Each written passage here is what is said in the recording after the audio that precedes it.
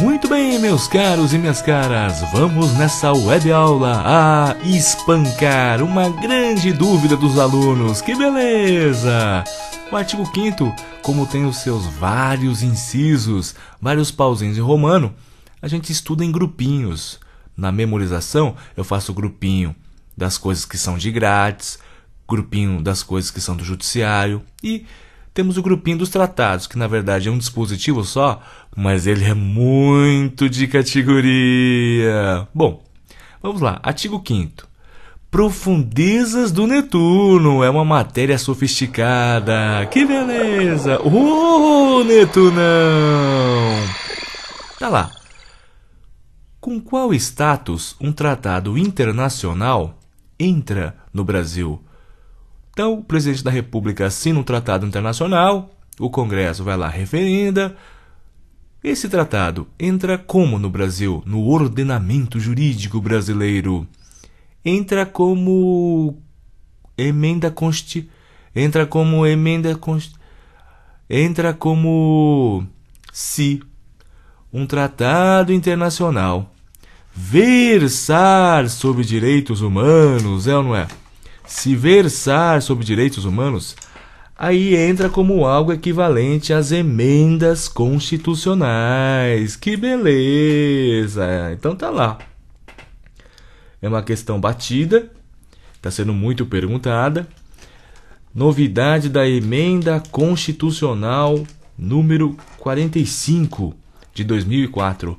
Os tratados e convenções internacionais que versarem sobre direitos humanos e obedecerem aí o rito das emendas constitucionais, tá lá, 2 turnos, 3/5 de voto sim, eles vão entrar como algo equivalente às emendas constitucionais. Mas olha que interessante, deixa eu colocar uma caneta aqui, olha que interessante, e se o tratado não versar sobre direitos humanos? Se o tratado não versar sobre direitos humanos, aí entra como sempre entrou, como uma lei ordinária federal. Então, um tratado internacional, já anteriormente, tinha que responder assim. Um tratado internacional entrará como? Depende. Então, um tratado internacional que versar sobre direitos humanos vai entrar como algo equivalente a uma emenda constitucional, vai ganhar status constitucional. E um tratado que não versar sobre direitos humanos vai entrar como sempre entrou, como uma lei ordinária federal. Belezura? Belezura. Mas eu já sabia. Mas agora vem a seguinte ideia. E se um tratado versar sobre direitos humanos, mas não obedecer o rito das emendas, 2 turnos, 3/5 de voto sim, como é que vai entrar esse tratado internacional no Brasil? O Supremo Tribunal Federal, no julgamento de um recurso, adotou uma teoria alemã, que é a seguinte: se um tratado internacional versar sobre direitos humanos e não obedecer o rito das emendas constitucionais, vai entrar como um bagulho chamado norma supralegal. Meus caros e minhas caras, anota aí.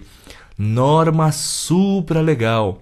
E a ideia é assim: uma norma supralegal vai estar abaixo da Constituição, mas acima de outros direitos. Vamos voltar naquele slide.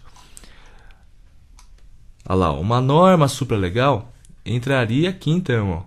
Uma norma supralegal estaria abaixo da Constituição, mas acima das outras leis. Interessantíssimo, né? Essa nova teoria aí, adotada pelo Supremo Tribunal Federal. A norma supralegal estaria abaixo da Constituição, mas acima das outras leis. Se é assim, a norma supralegal, esse tratado internacional que entrou no Brasil com essa natureza, esse tratado não tem a força de reformar a Constituição, mas porque está abaixo da Constituição. Mas esse tratado tem a força de revogar, né, ou pelo menos de suspender a eficácia da legislação que está abaixo. Onde que está toda essa polêmica que os alunos perguntam? É que, como precisa contar essa história de normas supralegais, o aluno fica com a ideia, não você, pô, você não. O aluno fica com a ideia em que esse tratado que versa sobre direitos humanos e não obedeceu o rito das emendas, que ele reforma a Constituição. Olha que interessante. Então, teve aí uns tratados e acordos internacionais que proibiam a figura da prisão civil por depositário infiel. Então, qualquer forma de depositário infiel, o Brasil assinou aí um tratado internacional que proibia. Esse tratado internacional que proibia aí a prisão civil por dívida de depositário infiel, ele não obedeceu o rito das emendas constitucionais. Logo, ele entrou como norma supralegal, abaixo da Constituição, mas acima das outras leis. Então, qual que é a dúvida dos alunos? Se o Brasil, então, assinou esse tratado que proibia a prisão civil por dívida de depositário infiel, se esse dispositivo da Constituição ainda está valendo, se esse artigo da Constituição ainda está chovendo, gerando efeitos, não se esqueça que o tratado internacional que não versa sobre direitos humanos é uma lei ordinária federal. Maravilha. O tratado que versa sobre direitos humanos e obedece o rito das emendas, ele ganha status constitucional, e ganha nível constitucional. Mas o tratado que versa sobre direitos humanos, mas não obedeceu o rito das emendas, está abaixo da Constituição. Acima das outras leis, mas abaixo da Constituição. Então não se esqueça isso. O tratado lá que o Brasil assinou nunca jamais teria força para reformar a Constituição. Então, professor, quer dizer que esse artigo, então, ele está valendo? Ele está valendo. Tanto é que já caiu nas provas aí.